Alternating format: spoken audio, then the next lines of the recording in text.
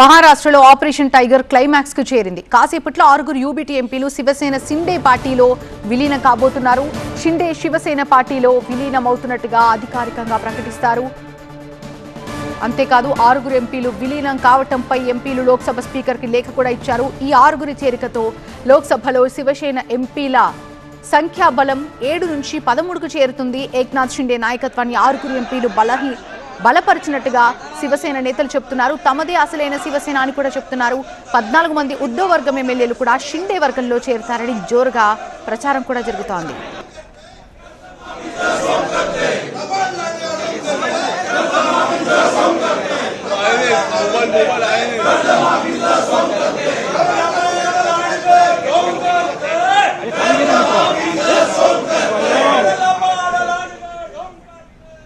ఆరుగురు ఎంపీలు అమ్ముడుపోయారని తీవ్ర వ్యాఖ్యలు చేశారు ఉద్ధవ్ వర్గం నేత ఆదిత్య ఠాక్రే.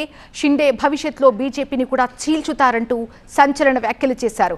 రెబెల్ ఎంపీలు దమ్ముంటే రాజీనామా చేసి గెలవాలని సవాల్ విసిరారు.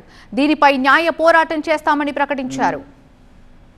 हम तो यही कह रहे हैं, जो सांसद तोड़े आपने, जो सांसद खरीद लिए आपने, वो इस्तीफा दे और चुनाव लड़ने के लिए सामने आए. जो भी भाजपा का चेहरा उनके साथ रहेगा, चलो लड़िए हमारे साथ, हम आपको हरा के दिखाएंगे, हम जीत के दिखाएंगे, क्योंकि हमने लोगों के दिल जीते हैं.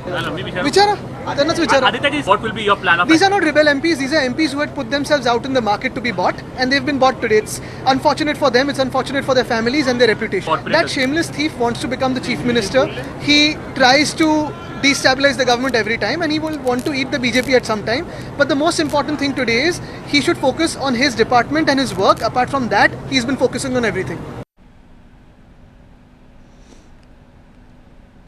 మహారాష్ట్ర అసెంబ్లీ ఆవరణలో ఆసక్తికర దృశ్యాలు కనిపించాయి. అసెంబ్లీ సమావేశాల తొలి రోజున శివసేన వైరి వర్గాలు పోటాపోటీ ప్రదర్శనలిచ్చాయి.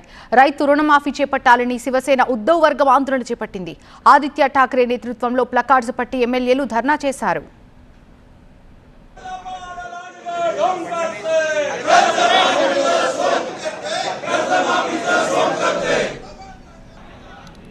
అయితే ఉద్ధవ్ వర్గం ఎమ్మెల్యేలను చూస్తూ అక్కడి నుంచే నవ్వుతూ వెళ్లారు షిండే, ఫడ్నవీస్. అసెంబ్లీ ఆవరణలోని శివాజీ విగ్రహానికి షిండే, ఫడ్నవీస్ నివాళి అర్పించారు. ఆపరేషన్ టైగర్ గురించి చెప్తూ ఉద్ధవ్ వర్గం ఎమ్మెల్యేలకి పులిబొమ్మ చూపిస్తూ వెళ్లారు షిండే వర్గం ఎమ్మెల్యేలు. షిండే పార్టీలోకి ఉద్ధవ్ వర్గం ఎంపీల చేరికల వేళ ఆసక్తిగా మారింది సీన్.